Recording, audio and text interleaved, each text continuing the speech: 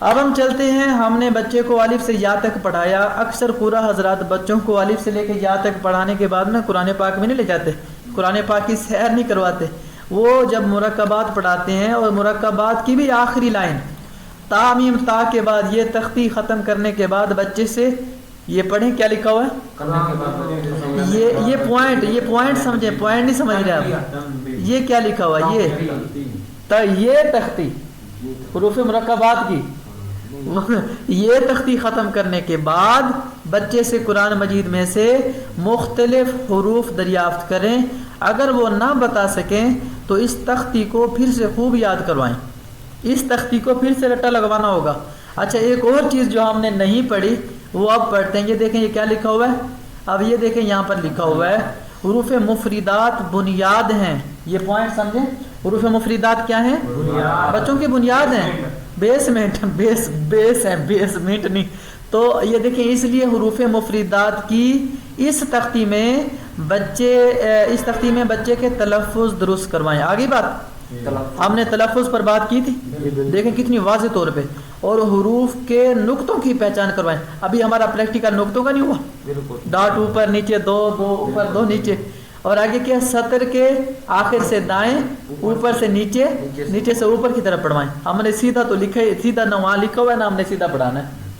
سطر کے آخر سے، یہ آخر ہے، آخر سے دائیں تو اوپر سے نیچے، نیچے سے اوپر، نیز موٹے اور باریک حروف کی مشق کروائیں۔ موٹے اور باریک، ہم نے تا سے طا کا سفر ٹریول کیا تھا، کاف سے قاف کا سفر ہم نے کیا نا، تو اسی طریقے سے ہا صاد سین، موٹے باریک حروف کی ہم نے اس میں اچھی طرح مشق بھی کی۔ اچھا، اس میں اگلا جو انہوں نے پوائنٹ بتایا وہ کیا ہے، اگر یہ پڑھیں، اگر یہ اس تختی میں کمی ہے تو یاد رکھیے کہ اس کا اثر بہت آگے تک جائے گا اور استاد شاگرد ہر دو مشکلات میں پڑے رہیں گے۔ لو جی، اگر آپ چاہتے ہیں، اگر تو آپ چاہتے ہیں، وہ کہتے ہیں کہ جو دوسروں کا سہارا تکتے رہیں وہ دیوار بن کے لٹکتے رہیں۔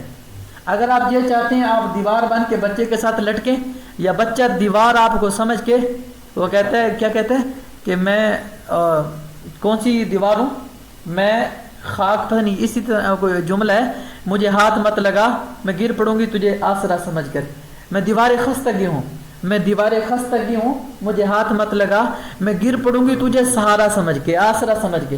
ہم اتنا نہ کریں، ہم بچے کے سامنے ایک ٹوٹی پھوٹی خستہ سی دیوار بن کے نہ آئیں، ایک پہاڑ بن کے کھل کے بچے کے سامنے آئیں، تاکہ بچہ کھل کے سارے سوال آپ کے سامنے کر سکے۔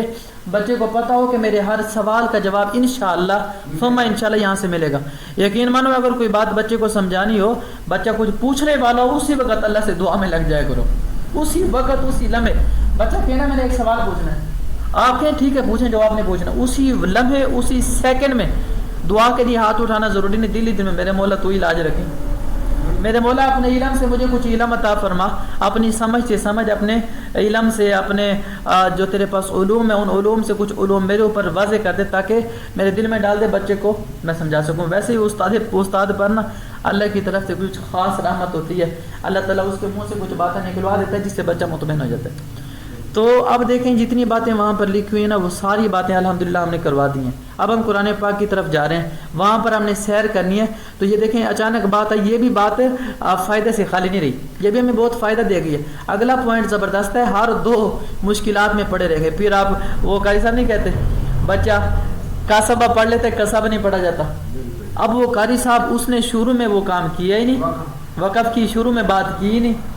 اور دوسرا قاری صاحب غلطی کرتے ہیں، میں نے اگلے دن بھی بات کی تھی، وہ کیا کرتے ہیں، وہ ایسے پڑھا دیتے ہیں کلمہ اور دعائیں وغیرہ بغیر دکھائے، دکھا کے پڑھائیں گے